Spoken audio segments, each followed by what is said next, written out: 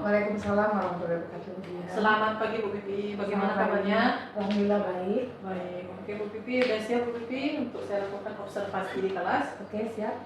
Ya, sebelum itu Bu Pipi ada beberapa pertanyaan yang ingin saya sampaikan Bu Pipi terkait di pembelajaran nanti. Yang pertama Bu Pipi, tujuan pembelajaran yang ingin Bu Pipi capai dalam pembelajaran hari ini apa Bu Pipi?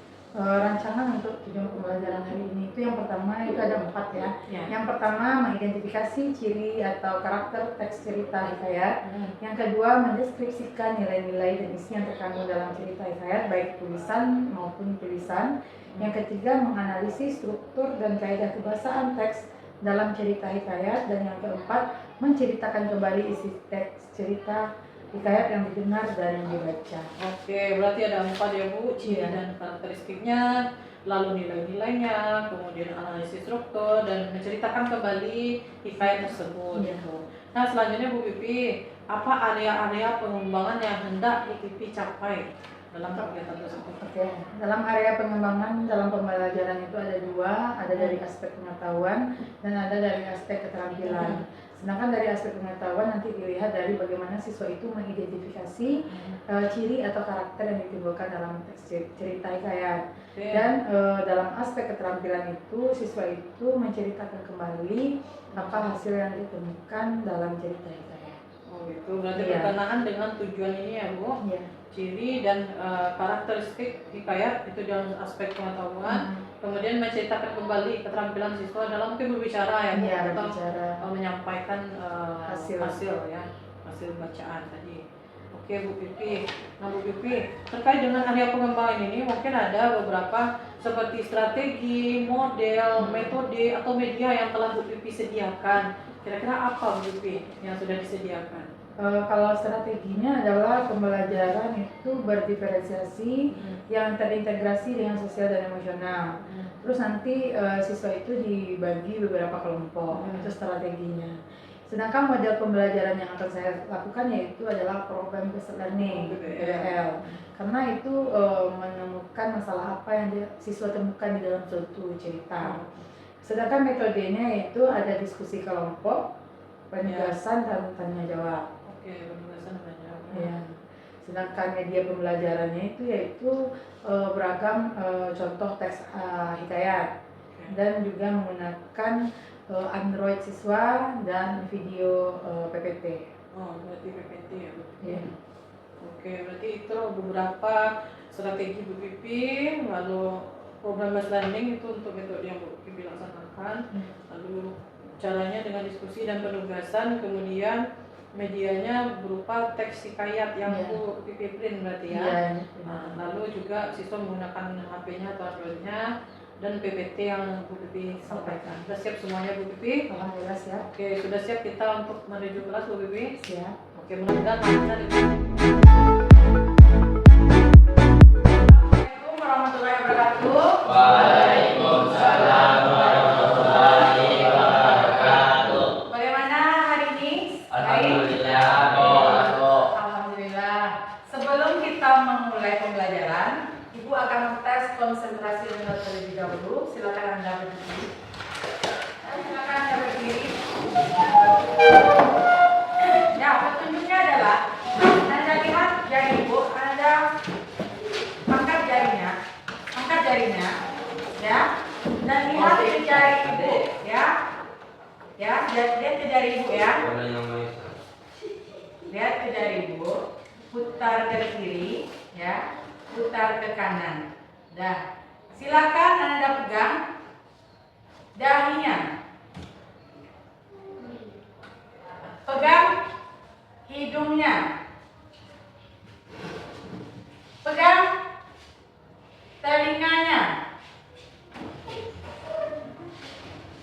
pegang pundaknya.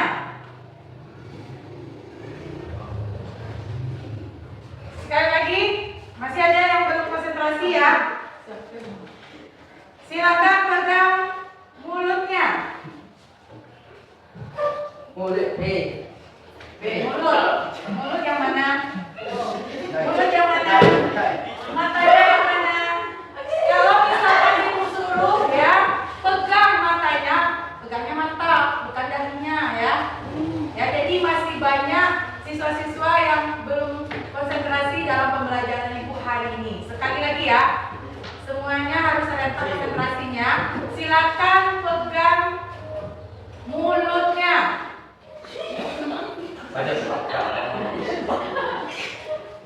Silakan pegang matanya. Berikan aplaus untuk Anda. Itu adalah bagaimana menjaga konsentrasi Anda di dalam kelas, ya. Paham ya? Tadi ada beberapa siswa yang melihat ibu suruh pegang mata, dipegang hidung, ya. Disuruh pegang mulut, dia pegang dahinya, ya. Tapi di sini 1-2 orang yang tidak konsentrasi, mudah-mudahan bisa konsentrasi kembali, ya. Dan hari ini kalau kita melakukan pembelajaran terlebih dahulu, ya, silakan Anda pimpin doanya dulu. Silakan ketua kelas memimpin doanya. Siap, gerak.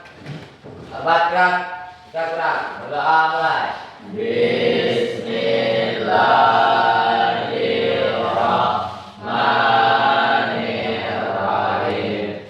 Raditu billahi rabba wa bil Islam madinah wa bil Muhammadin nabiyya wa rasulah. Rabbil zidni ilma warzuqni fahma. Artinya aku ridha Allah Tuhanku, Islam agamaku, Nabi Muhammad Rasulku. Ya Allah, tambahkanlah ilmuku, tingkatkanlah kecerdasanku. Amin. Tekan salam. Assalamualaikum warahmatullahi wabarakatuh. Waalaikumsalam warahmatullahi wabarakatuh.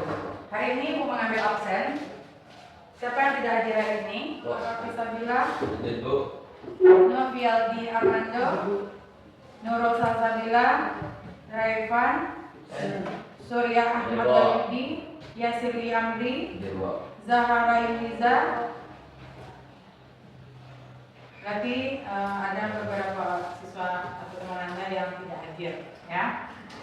Baiklah, Ibu akan menjelaskan tentang materi hikayat, ya. Karena minggu lalu kita sudah membahas tentang teks laporan hasil observasi dan sudah menjelaskan tentang teks anekdot, ya. Hari ini adalah bab ketiga atau bab terakhir dari semester 1 ini, ya. Jadi kalau untuk garis besarnya itu kita menjelaskan atau menyusuri nilai dalam cerita lintas zaman hikayat. Nah, sebelum Ibu akan memberikan penjelasan apa itu yang dinamakan pengertian dari cerita hikayat itu apa, ya. Mungkin Anda berpikir hikayatnya apa ya, Bu? Ya. Kenapa dia termasuk ke dalam hikayat? Hikayat ini sejenis apa? Nanti akan Ibu terangkan, ya. Sebelum itu Ibu akan menjelaskan tujuan pembelajaran, tercapai tidak tercapainya Anda dalam suatu pembelajaran Ibu hari ini, ya. Tadi kita sudah melakukan konsentrasi, ya. Jadi Anda mohon konsentrasinya di papan tulis ini. Anda lihat. Yang pertama itu adalah tujuannya adalah mengidentifikasi ciri atau karakteristik teks cerita hikayat, ya. Yang kedua, mendeskripsikan nilai-nilai dan isi yang terkandung dalam hikayat, baik itu secara lisan maupun tulisan. Yang ketiga, menganalisis struktur dan kaidah teks hikayat. Dan yang keempat, menceritakan kembali isi cerita hikayat yang didengar dan yang Anda baca, ya. Akan ada hikayat itu yang Anda baca dan Anda presentasikan di depan kelas ini. Lanjut. Nih, pertanyaan pemantik untuk Anda terlebih dahulu, ya, supaya merefleksikan pagi hari ini, supaya tidak ada yang ngantuk, supaya tidak ada yang tidur di dalam kelas. Ini adalah pertanyaan pemantik untuk Anda nanti, ya. Yang pertama itu, apakah di daerah kalian itu terdapat kisah lama yang disampaikan secara turun-temurun? Maksudnya itu pasti Anda mempunyai nenek Anda, ya. pasti dia akan menceritakan apa kisah-kisah yang terdahulu pada zaman dia, ya. Yang kedua itu bandingkanlah kisah yang kalian miliki dengan kisah temanmu. Jadi dibandingkan nanti, ya. Apa saja persamaan dan perbedaan antara kisah tersebut. Dan yang ketiga, apakah seluruh kisah tersebut masuk akal atau tidaknya. Nah, ini yang Anda nampak ya. Hikayat ini sama dengan dongeng Anda ya. Hikayat adalah bahasa Arab yang disebut hakka yang mempunyai arti. Artinya apa? Menceritakan, menirukan ya. Kalau misalkan Anda dapat cerita hikayat dari temannya, Anda akan memberi informasi kepada orang lain atau kepada teman Anda ya. Jadi hikayat ini adalah sastra lama yang ditulis dalam bahasa Melayu. Sebagian besar kandungan ceritanya berkisar dari kehidupan istana. Contoh, dulu kan ada tuh film di TVRI ya, Kian Santang itu kan berkisar kepada istana atau kerajaan-kerajaan. Karena hikayat ini adalah bahasa-bahasanya itu adalah bahasa-bahasa kuno atau bahasa-bahasa lama ya, seperti Saidan, Ponon ya, pada zaman dahulu. Itu adalah bahasa-bahasa kuno yang memang ada pada zaman dahulunya. Jadi bahasa Indonesia ini terkenal dengan bahasa-bahasa kuno yang pada zamannya itu. Ya, kalau Anda bercerita dengan nenek Anda, pasti Anda akan bertanya, dulu di kampung ini atau di Ulakan ya, di Ulaan, itu apa yang terdapat pada zaman dahulunya di sana? Kisahnya apa misalnya? Kalau ada danau kembar itu, kenapa dia danau kembar? Danau atas, danau bawah itu. Nggak mungkin kan akan terjadi danau di sana kalau tidak ada kisah terdahulu di situ. Seperti cerita Maling Kundang. Kenapa anaknya dikutuk? Nah, kita akan ada dua versi nanti di sini ya. Ada versi secara ibunya, ada versi secara anaknya. Jadi kadang orang menyalahkan anaknya yang salah ya. Tapi nanti ibu akan menjelaskan siapa yang salah antara keduanya ini. Ya, lanjut.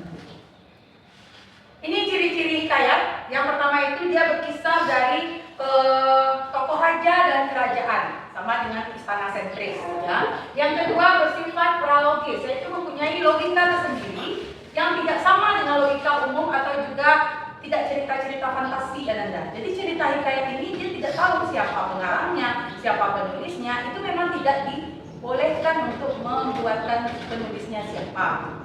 Yang ketiga, menggunakan banyak kata arkais. Ini yang ibu bilang tadi.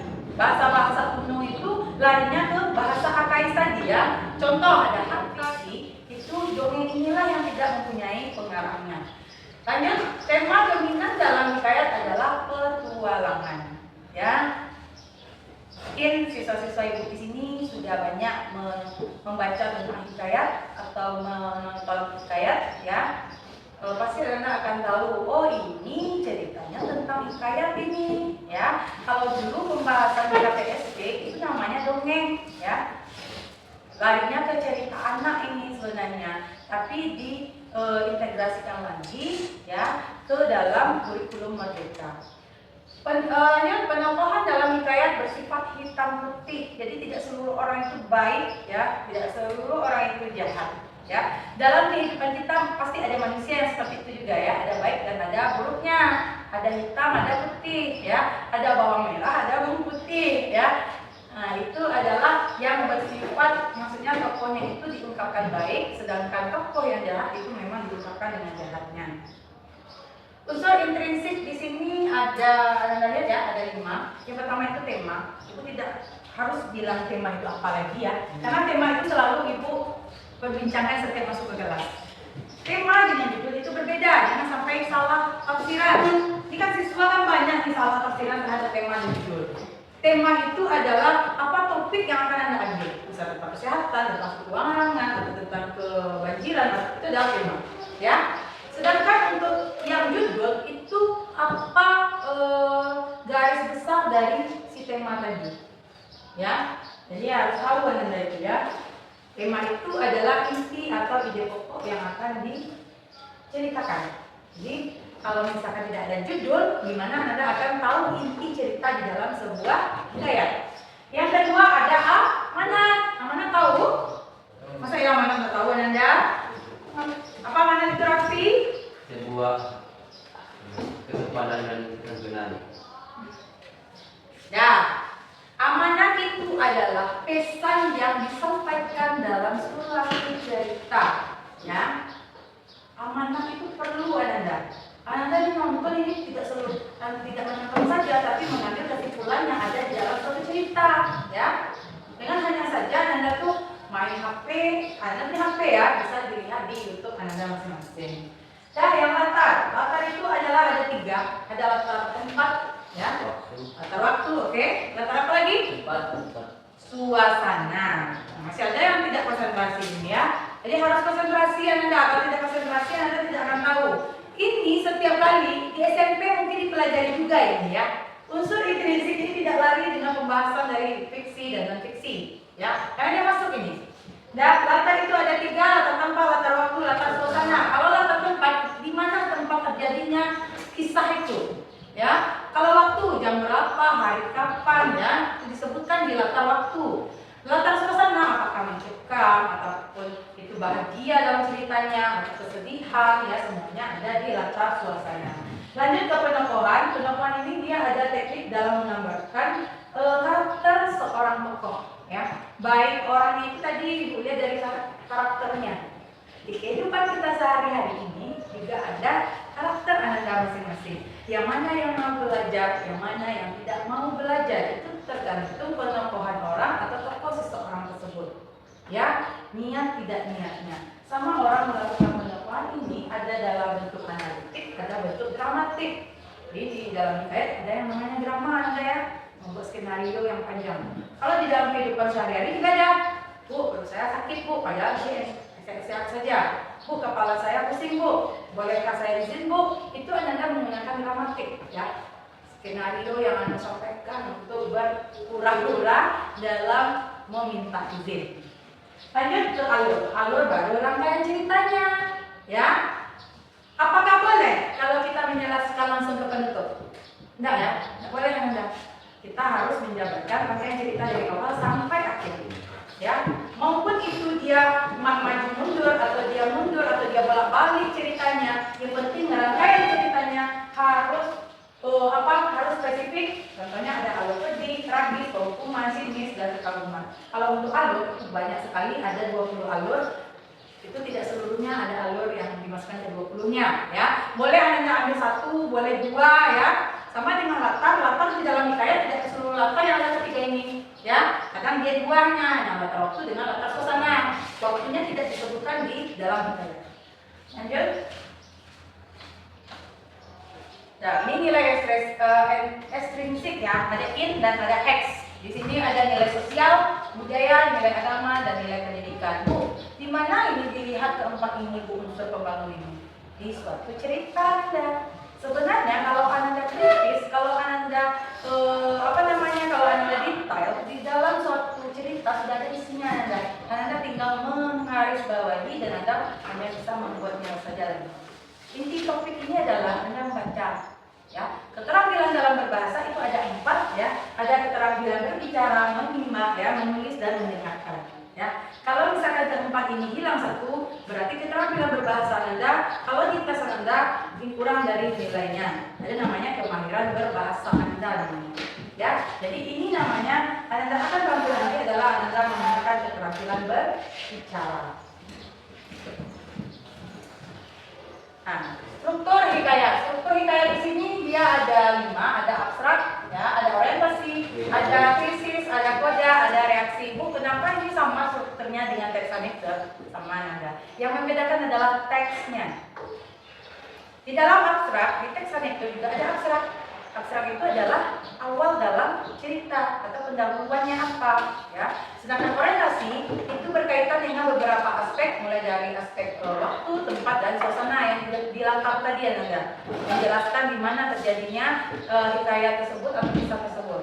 Lanjut krisis adalah apa masalah yang ditimbulkan di dalam hikayat. Contoh hikayat Malikunda, ya. Malikunda itu apa yang akan ditimbulkan masalah di sana? Apa? Yang durhaka tadi kan? Ya, durhaka. Oke, bagus. Ada yang durhaka. Yang durhaka itu adalah krisis yang akan Anda sampaikan di situ. Masalah apa yang akan timbul di dalam suatu cerita? Ya.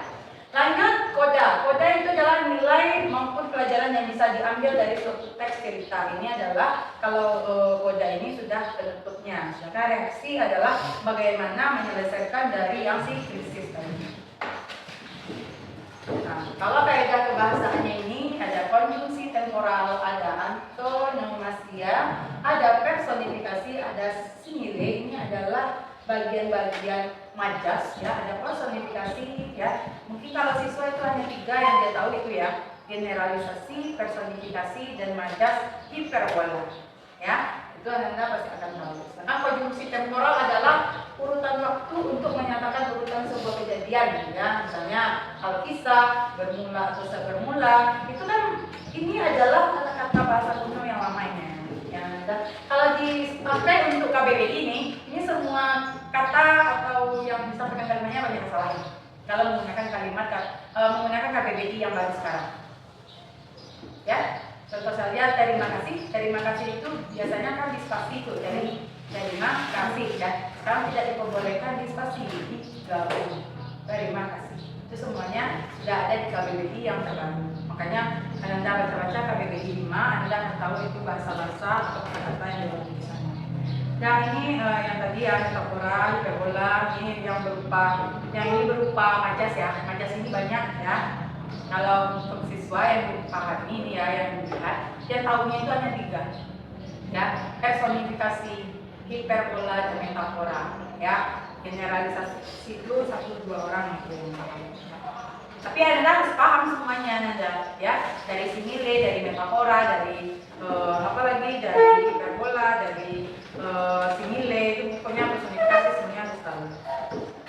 Dan ini perbedaan hikayat dan cerpen.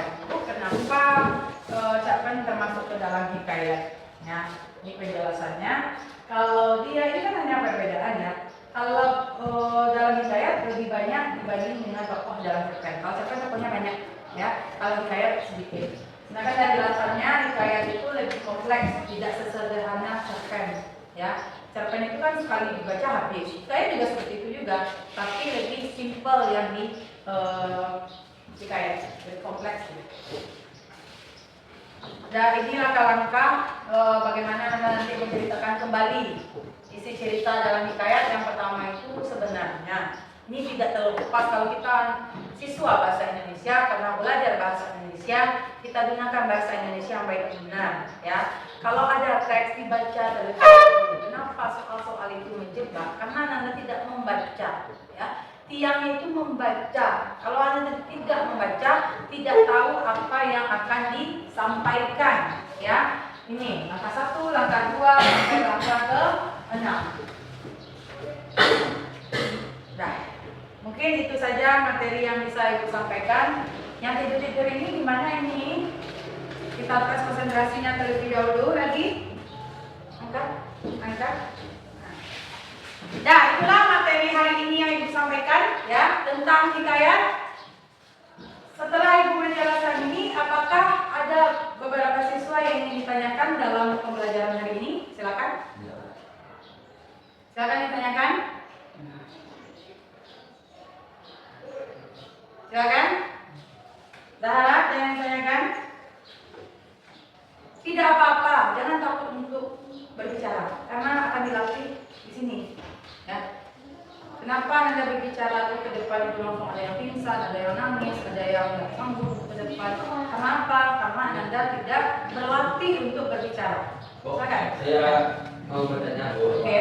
Jelaskan maksud abesrat itu apa, Bu? Apa? Maksud abesrat itu apa, Bu?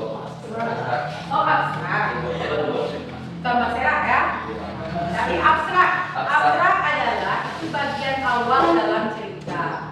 Contoh ya, Alkisah, ada seorang perempuan yang tinggal di gubuk. Itu akan dia menceritakan seorang perempuan itu abstrak. Iya. Dia kan ada per paragraf itu ya. Ada paragraf 1, ada paragraf 2. Ya, itu nggak tahu berapa paragraf yang ada dalam sebuah cerita. Kadang ada 6 paragraf, ada 5 paragraf, ada 8 paragraf. Sampai ada 15 paragraf dari suatu cerita. Ceritanya seperti apa dulu ya, itu yang abstrak. Gimana Raffi? Paham? Kamu. Yang lain? Yang lain ada yang ditanyakan? Kalau kayak ini? Tidak. Ya, oke. Mas, satu orang yang bertanya ya. Mudah-mudahan untuk selanjutnya tidak banyak bertanya. Kalau Anda tidak banyak bertanya, Anda tidak akan tahu. Ya, jangan ngangguk-ngangguk aja, ini angguk aja Anda. Nanti dibilang orang bilang Anda angguk juga. Jangan ya. Anda tanya, apa yang mau Anda tanyakan, tanyakan. Jangan Anda hanya tidur. Ibu heran ya, tidur di dalam kelas ini. Ini ada efeknya ini ya. Yang pertama kalau dia tidurnya mungkin di atas jam 12 atau gimana ya. Ini itu yang ditingkatkan lagi ya. Apa? Banyak jin dalam kelas. Banyak jin. Banyak istighfar kalau di dalam kelas. Ya, atau ya sini aja yang ada jinnya atau gimana yang lain. Enggak. Oh, semuanya. Dan berikan aplaus kepada Raffi yang sudah bertanya dengan ibu. Biarpun dia hanya bertanya hal yang kecil, tapi dia sanggup untuk mengapresiasi dirinya untuk bertanya. Ya, jangan malu untuk bertanya. Yang malu itu kalau kita melakukan yang landar, yang malu kita ya. Nah, mungkin kalau tidak ada lagi yang ditanyakan, ibu akan membagi Ananda beberapa kelompok untuk meninjau Ananda sejauh mana Ananda paham dengan materi yang disampaikan hari ini. Ya, silakan Ananda duduk berkelompok karena Ananda ada berapa orang nih, berarti 2 kelompok jadinya. Nih, cepat. Kelompok 1 dan kelompok 2. Kelompok 1 dan kelompok 2. Lihat tangan ibu ya. Kalau ibu tunjuk di sini kalian yang kelompok 1-nya. Ini kelompok 2. Silakan.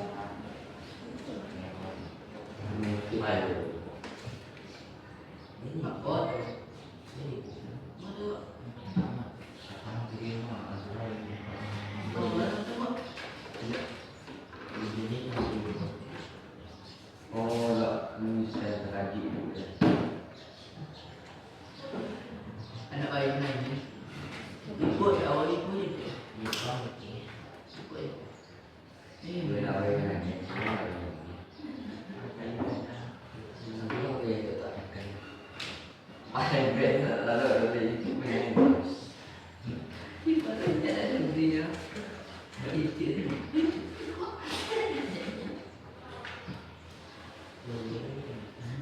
Berapa itu? Merapat. Merapat. Merapat atau dapat ya selesai ya merapat. Ya. Tentang sholat.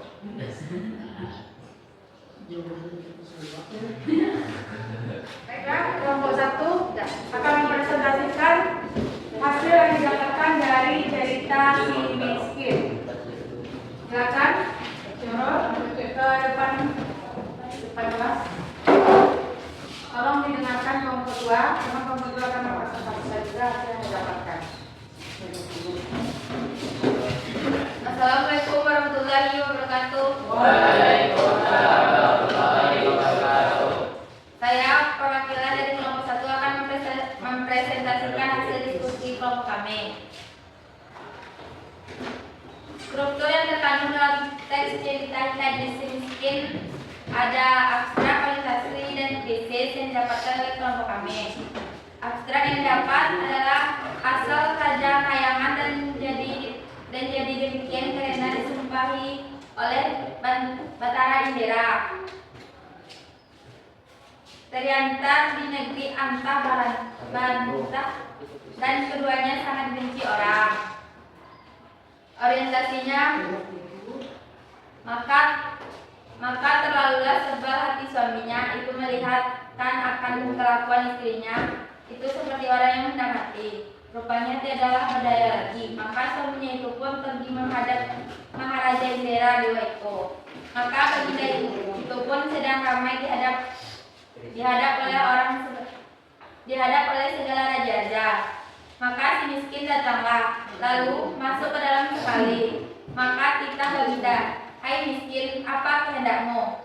Maka sahut si miskin, ada juga tuanku. Lalu sujud kepalanya, lalu diletakkannya ke tanah. Ampun tuanku, beribu-ribu ampun tuanku. Jikalau ada karenanya syah alam atau akan patutlah hamba orang yang menghina. Ini adalah memohonkan buah mengkelam syah alam yang sudah gugur ke bumi itu barangkali tuanku. Maka kita baginda, hendak engkau buat apakan apa buah mengkelam itu? Maka sebab si miskin, hendak dimakan tuanku. Maka titah baginda, ambilkanlah barang setangkai berikan kepada si miskin ini. Maka diambilkanlah orang buah mengkelam dan diberikan kepada si miskin itu. Krisis yang terdapat pada cerita tersebut. Setelah dilihat oleh istrinya akan suaminya datang untuk membalas serangkai, dan istrinya pun tertawa-tawa. Mungkin hanya itu hasil diskusi kelompok 1. Saya akhiri dengan Waalaikumsalam warahmatullahi wabarakatuh. Silakan kelompok 2 juga menyampaikan atau mempresentasikan hasil yang didapatkan dari hikayat dari Tanah Dakyat. Betul.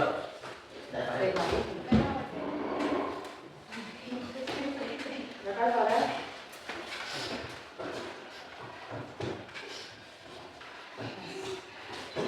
Ini sih, Bu. Assalamualaikum warahmatullahi wabarakatuh. Waalaikumsalam warahmatullahi wabarakatuh. Saya perwakilan dari kelompok 2 akan menyimpulkan hasil diskusi kelompok kami. Kami akan menjelaskan tentang Raja Ikan Tondak, yaitu ada 5: abstrak, orientasi, krisis, dan reaksi. Abstrak, menurut Saibul Hikayat, saya bermula ada seorang datu yang sakti Madraguna sedang bertapa di tengah laut, namanya Datu Mabrur. Ia bertapa di antara Selat Laut dan Selat Makassar. Dan saya akan menjelaskan tentang orientasi. Orientasi, siang malam ia bersama di batu karang di antara ketikan buih, debu ombak, angin, gelombang, dan badai topan. Ia memohon kepada Sang Pencipta agar diberi sebuah pulau. Pulau itu akan menjadi tempat bermukim bagi anak cucu dan keturunannya. Kelak, hatta ketika laut tenang seekor ikan besar tiba-tiba muncul dari permukaan laut dan terbang menyelamatnya. Saya akan menjelaskan tentang krisis.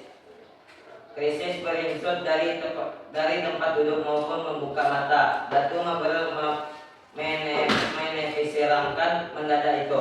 Ikan itu terpelanting dan jauh di karang. Setelah jauh ke air, ikan itu menyerang lagi. Demikian berulang-ulang di sekeliling karang ribuan ikan lain mengepung, memperlihatkan gigi. Saya akan menjelaskan tentang reaksi. Mereka yang panjang dan tajam seakan prajurit siap tempur.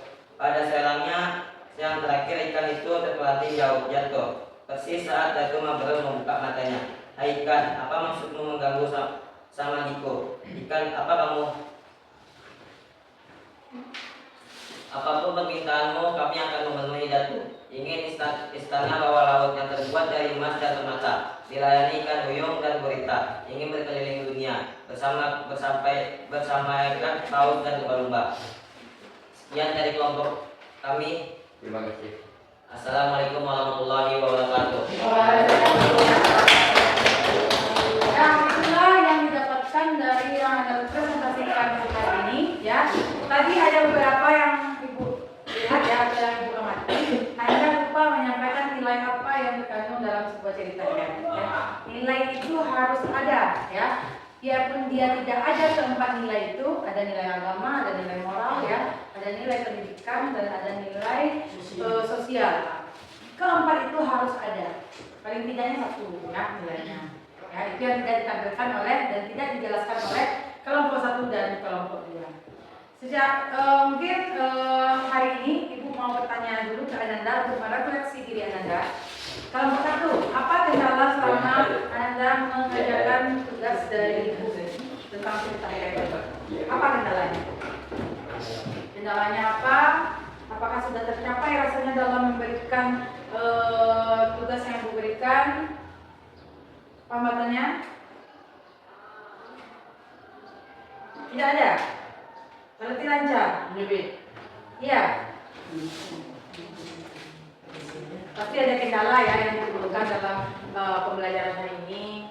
Misalnya Anda tidak paham dengan apa yang akan disampaikan atau yang dibuat, atau Anda ada terdapat di dalam hikayat itu kosakatanya tidak jelas atau gimana. Itu adalah hambatan dalam sebuah tugas. Itu tidak ada. Berarti aman. Lancar dalam pembuatan tugas Ibu. Kelompok 2, Ibu mau bertanya, apa kendala selama membuat tugas Ibu itu? Apakah ada kendala atau gimana nya? Apanya? Masih kurang paham dengan materi itu. Apalagi? Hanya itu, materinya itu yang Ibu sampaikan tadi atau teksnya? Teksnya. Ya, itu paham itu, ya. Karena teks itu adalah dia kan mengandung bahasa-bahasa kuno yang pada zaman dahulunya.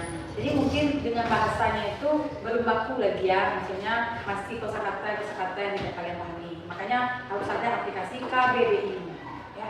KBBI 5 yang bisa Anda lihat di situ. Kosakata atau kalimat-kalimat yang Anda pahami di sana bisa Anda lihat, ya.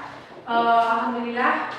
Untuk pembelajaran hari ini alhamdulillah cukup lancar, dan alhamdulillah Anda sudah bisa menerima dan bisa melihat apa yang Ibu jelaskan di depan kelas ini. Mungkin kalau tidak ada lagi pertanyaan, mungkin Ibu tutup dulu, ya. Ibu akhiri. Assalamualaikum warahmatullahi wabarakatuh. Waalaikumsalam warahmatullahi wabarakatuh. Alhamdulillah Bu Pipi, tadi kan Bu Pipi telah melaksanakan pembelajaran di dalam kelas, di kelas 10 Gio, ya Bu Pipi. Iya. Nah, tentang materi tentang hikayatnya. Iya. Ya. Nah, Bu Pipi, dari observasi tadi, mungkin Bu Pipi punya refleksi tersendiri dalam pembelajaran yang telah Bu Pipi laksanakan tadi. Kira-kira apa saja refleksinya Bu Pipi? Mungkin apa perasaan Bu Pipi setelah melakukan itu, lalu mungkin hal-hal yang berkaitan dengan refleksi Bu Pipi. Ya, perasaan yang saya rasakan pas memberikan pembelajaran kepada siswa itu sangat senang karena siswanya memperhatikan dalam saya memberikan pembelajaran.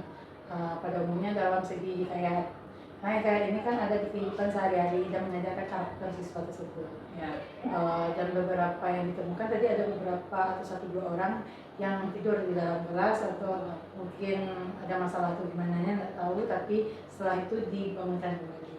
Oh gitu, oke Bu Pipi. Kira-kira nilai-nilai yang Bu Pipi peroleh di dalam pembelajaran apa kira-kira Bu Pipi? Nilai-nilai. Nah, misalnya Bu Pipi harus menerapkan pembelajaran berdiferensiasi Ya. lebih kuat lagi atau bagaimana? Nilai-nilai yang ditemukan di dalam suatu pembelajaran tadi yaitu memperkuat diferensiasi terhadap siswa tersebut. Contohnya dalam diskusi kelompok, Ya. dalam menambah nanti ada video yang akan ditampilkan kepada siswa. Jadi kalau dalam video siswa itu bisa menggunakan daya belajarnya sebagai auditori, visual, dan kinestetik. Oh, ya. Oke Bu Pipi, itu refleksi dari Bu Pipi. Ya. Nah mungkin Bu Pipi pasti dalam pembelajaran Bu Pipi memperoleh hambatan ya dalam mencapai tujuan pembelajaran. Boleh Bu Pipi ceritakan kira-kira apa hambatan-hambatan di dalam pembelajaran tersebut? Ya, kalau hambatannya pasti setiap manusia atau setiap guru mungkin memiliki hambatan ini. Ya, Tidak saja saya ya, mungkin guru-guru lain juga mengalami hambatan itu. Contohnya dalam siswa yang tidak aktif di dalam selama proses pembelajaran atau dia main-main HP di dalam kelas. Itu saja hambatan. Itu berarti Bu Pipi hambatannya hanya satu ya Bu, Hanya satu. untuk meningkatkan keaktifan Keaktifan. siswa gitu ya Bu. Nah dari area pengembangan tadi Bu kita kaji, Bu Pipi kan ingin menerapkan pembelajaran berdiferensiasi dan KSE, kompetensi sosial emosional di dalam pembelajaran. Boleh Bu Pipi mungkin ada komentar tentang pelaksanaan itu di dalam pembelajaran tadi? Pelaksanaan dalam kegiatan tadi alhamdulillah cukup lancar. Ya. Alhamdulillah tidak ada. Alhamdulillah siswa itu gimana bisa mendiskusikan hal apa saja yang ditemukan di dalam suatu pembelajaran tadi. Contohnya dalam hikayat-hikayat yang dia baca atau yang dia tontonkan. Nah, jadi unsur diferensiasi dalam pembelajaran Bu Pipi tadi menerapkan seperti apa? Menerapkan dalam diskusi Diferensiasi, kelompok. diskusi kelompok Ya. ya. Diskusi kelompok. Berarti diferensiasi proses ya Bu Pipi Iya, ya. proses. Ya, diskusi kelompok. Mungkin ada yang lain Bu Pipi? Proses. Penjabaran materi mungkin Bu Pipi ada KSI yang dikembangkan. Ya, dalam materi itu yang dikembangkan adalah nilai-nilai. Nilai-nilai karakter tadi. Nilai-nilai hikayat tadi ya Bu Pipi Iya, yang iya. bisa diterapkan kepada Pada siswa. siswa. Berarti ada kesadaran siswa ya Bu Pipi. Iya. Nah, kalau yang itu yang KSI ya Bu Pipi. Ya, karena mode pembelajaran yang digunakan itu kan problem learning, bukan permasalahan yang ada di suatu hikayat itu. Bukan Oke, kan tadi Bu Pipi telah menjabarkan tentang permasalahan atau hambatan Bu Pipi dalam pembelajaran tadi. Mungkin pasti Bu Pipi punya rencana untuk tindak lanjutnya, Iya. untuk merubah proses dari yang baik menuju amat baik, gitu ya Iya. Bu Pipi. Kira-kira apa saja usaha upaya Bu Pipi dalam pengembangan proses tadi? Usahanya itu banyak melihatkan ke siswa itu apa saja tuh hikayat-hikayat. Karena siswa itu susah untuk membandingkan hikayat dengan cerpen. Oh gitu. Padahal hikayat dengan cerpen itu sebenarnya sangat beda. Yang tadi itu yang dijelaskan ada kompleks dan tokohnya lebih sedikit daripada hikayat. Kalau cerpen kan lebih banyak. Yang tindak lanjut yang akan saya lakukan ke siswa yaitu ya satu tadi memperbanyak siswa itu melihat YouTube yang mengenai video-video hikayat. Yang kedua mungkin siswa itu dilatih dalam berbicara di depan kelas karena kebanyakan kan siswa itu takut untuk maju ke depan, dilatih dengan hal itu. Yang ketiga itu lebih ke karakternya. KSE lagi karena kan harus menuju ke situ Bu. Karena harus ke karakternya itu. Pintar seseorang belum tentu karakternya baik. Itu saja. Kalau tentang keaktifan siswa tadi Bu Pipi, rencana Bu Pipi mungkin ada metode baru yang ingin Bu Pipi kembangkan atau bagaimana sebaiknya? Ada. Kan mode pembelajaran itu kan banyak Bu. Jadi secara keseluruhan mode pembelajaran itu karakter setiap pembelajaran setiap di kelas itu. Baik itu di kelas 10 bio maupun ke kelas yang lain. Karena pada umumnya hambatan yang terjadi itu saja yang terjadi karena kurang aktif dan dia mungkin dan melakukan ice breaking sebelum melakukan pembelajaran. Ice breaking. Ya, karena ice breaking itu sangat perlu karena ice breaking itu bukan tepuk pagi malam siang malam ya, tapi kayak tadi ada 7 jari. Karena banyak dengan proses ice breaking itu yang dilakukan. Insya Allah itu untuk tindak lanjutnya. Oke, bagus sekali Bu Pipi. Iya. Kalau menurut pendapat Bu Pipi nih, untuk mengasah metode Bu Pipi dalam pembelajaran tadi, Bu Pipi melakukan apa kira-kira Bu Pipi? Metode ya. Ya, metode kan bervariasi ya Bu Pipi. Iya. Apa saja upaya Bu Pipi untuk mengasah metode ini supaya cocok, misalnya materi tentang IKR cocok metodenya seperti ini. Mungkin ada upaya Bu Pipi. Metode yang akan dilakukan itu adalah banyak tanya jawab kepada siswa. Tanya jawab, Keaktifan ya. dalam kelas. Tanya jawab itu. Oke. Terus penugasan. Oh, penugasan Ya. biar lebih paham lagi. Biar lebih paham lagi dan berdiskusi kelompok. Oke, luar biasa Bu Pipi. Mungkin itu saja wawancara kita di pasca observasi ini. Mudah-mudahan saya diberikan kesempatan lagi untuk melakukan observasi rencana tindak lanjut Bu Pipi tadi. Harapan saya memang Bu Pipi ini karena sangat bersemangat dalam pembelajaran. Memang anak-anak kita ini memang ada kemajuan untuk kedepannya Bu Pipi. Ya. Baik Bu Pipi, terima kasih banyak untuk waktunya ya Bu Pipi. Iya. Oke, assalamualaikum.